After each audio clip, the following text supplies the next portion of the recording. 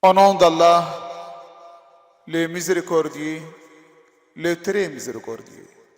Chers frères et sœurs, il faut d'abord noter que ces questions jurisprudentielles, selon les fatwas de son éminence Ayatollah As-Sayyid As-Sistani, le tayammum, ablution au moyen de la terre, du sable, etc.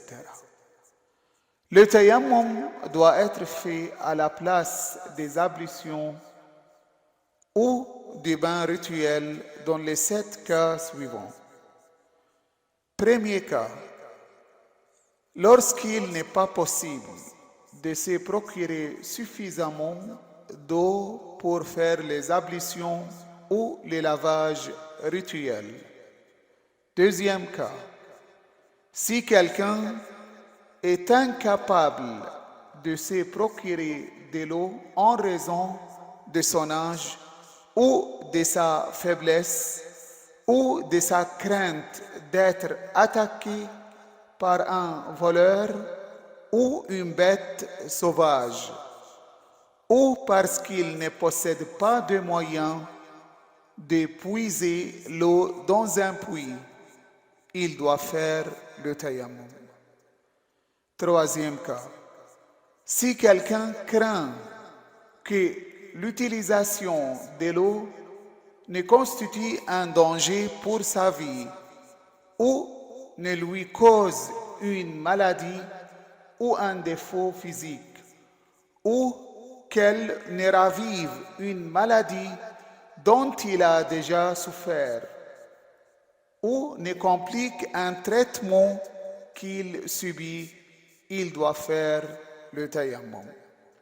Quatrième cas, si quelqu'un craint que l'utilisation de l'eau pour les lavages rituels ou les ablutions implique une difficulté, il doit recourir au tayammum.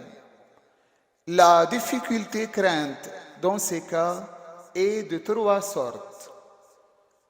Lorsque quelqu'un craint que l'utilisation de l'eau pour les ablutions ou les bains rituels entraîne pour lui une soif intense qui pourrait le rendre malade ou le conduire à la mort, ou qu'il ne pourrait pas supporter.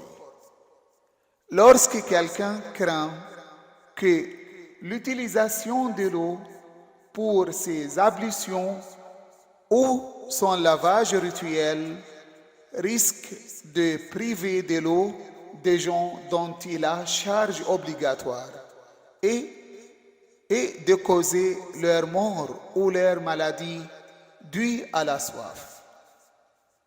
Lorsque quelqu'un craint que le manque d'eau puisse constituer un danger, mort, maladie ou malaise, non seulement pour lui-même, mais également pour d'autres, qu'ils soient des êtres humains ou des animaux. Cinquième cas, lorsque le corps ou les vêtements de quelqu'un est rendu impur et qu'il possède une quantité d'eau à peine suffisante pour les purifier, il doit réserver cette eau à la purification de son corps et recourir au tayammum au lieu des ablutions pour accomplir ses prières. Sixième cas, si quelqu'un ne possède que de l'eau ou un récipient illicite, usurpé par exemple, il doit faire le tayammum au lieu du lavage rituel ou des ablutions. Septième cas, lorsque le temps légal qui reste pour faire les prières est tellement court que si l'on fait les ablutions ou les lavages rituels, on risque d'accomplir la totalité des prières ou une partie d'elles après le temps légal prescrit à cet effet. On doit alors s'est contenté de faire le tayammum pour gagner du temps. Les moyens avec lesquels on peut faire le tayammum. Il est valable de faire le tayammum sur la terre, le sable, un bloc d'argile ou une pierre. Mais la précaution recommandée veut que si la terre est disponible, on ne fasse le tayammum sur aucune autre chose. C'est donc seulement lorsque la terre n'est pas disponible qu'il est permis d'effectuer le tayammum sur le sable ou un bloc d'argile et à défaut même sur une pierre. Les matières sur lesquelles on fait le tayammum doivent être pures. Comment faire le tayammum? Pour faire le tayammum, au lieu du lavage rituel ou des ablutions, il faut effectuer dans l'ordre les 4 actes obligatoires suivants. Former l'intention, frapper ou poser les 2 paumes ensemble selon l'exigence de la précaution obligatoire sur la terre. Passer ou essuyer avec les 2 paumes sur tous les fronts en commençant par précaution obligatoire par le début du cuir chevelu pour arriver jusqu'aux sourcils et les hauts du nez. Et par mesure de précaution, les mains doivent également passer sur les sourcils. On doit passer la paume de la main gauche sur tous les dos de la main droite et ensuite la paume de la main droite sur tous les dos de la main gauche. La précaution recommandée veut que l'on accomplisse le tayammum, qu'il soit fait pour remplacer les ablutions ou les lavages rituels dans l'ordre suivant. Il faut frapper la terre une fois avec les mains paumes et passer les 2 paumes sur le front et sur le dos des 2 mains, puis on doit frapper une seconde fois les 2 paumes sur la terre et les passer sur le dos des mains. Pour être sûr que le dos de la main est entièrement essuyé, il vaut mieux que l'essuyage de la main dépasse un peu les poignets, mais il n'est pas nécessaire d'essuyer entre les doigts. Lorsqu'on fait le tayammum, on doit enlever la bague qu'on porterait ainsi que tout encombrement qui pourrait se trouver sur le front ou les paumes ou le dos des mains. Par exemple, une chose qui serait fixée sur ces parties.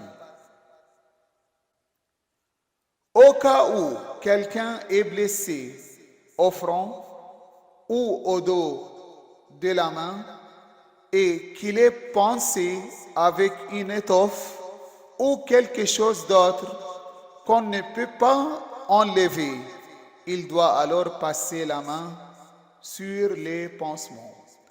Et lorsque la paume de la main est blessée et par conséquent pansée avec une étoffe ou quelque chose d'autre qu'on ne peut pas enlever, on doit frapper la main avec son pansement sur la matière du tayammum et passer ensuite la paume bandée sur les fronts et les dos de la main. Une personne ayant l'obligation de faire le tayammum peut accomplir la prière avec le tayammum dès le début de l'horaire prescrit de celle-ci, de la prière. Si elle sait que son excuse légale, l'excuse pour laquelle elle doit accomplir le tayammum, au lieu des ablutions ou du lavage rituel normalement requis à cet effet, restera valable tout au long de cet horaire. Mais si elle sait que l'excuse cessera, disparaîtra vers la fin de l'horaire de la prière, elle doit attendre pour pouvoir accomplir celle-ci avec les ablutions ou les lavages rituels selon le cas requis. En fait, tant qu'elle aura la moindre lueur d'espoir de voir disparaître les motifs du tayammum avant la fin de l'horaire de la prière, il ne lui sera pas permis de faire celle-ci avec le tayammum. Si quelqu'un doit accomplir plusieurs bains rituels obligatoires, mais qu'il ne peut pas les accomplir, il lui est permis de faire un seul tayammum à la place de tous les bains rituels qu'il a l'obligation d'accomplir, bien que la précaution recommandée veut qu'il fasse un tayammum pour chacun d'eux, c'est-à-dire autant de tayammum que de bains requis. Lorsque quelqu'un fait le tayammum, au lieu du lavage rituel d'impureté rituelle, janaba, il n'est pas obligatoire pour lui de faire les ablutions pour accomplir ses prières. Toutefois, s'il fait le tayammum pour remplacer d'autres sortes de bains rituels, la précaution recommandée est qu'ils doivent faire les ablutions aussi. Louange à Dieu, Seigneur de l'univers.